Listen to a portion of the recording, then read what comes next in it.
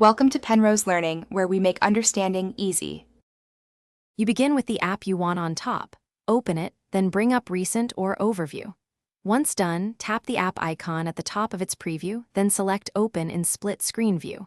This places the first app in the upper half. Make sure the app supports multi-window, otherwise the option won't appear. If you use gesture navigation, swipe up and hold to reveal Recent. Now you're ready to pick the second app to fill the bottom pane. Next, choose the second app. Tap it in Recent, select from Home, or open the app drawer and pick it. It will snap into the lower pane. Then adjust the black divider to change how much screen each app gets. Drag it up or down for a larger top or bottom window. You can also use app pairs to launch both apps together later.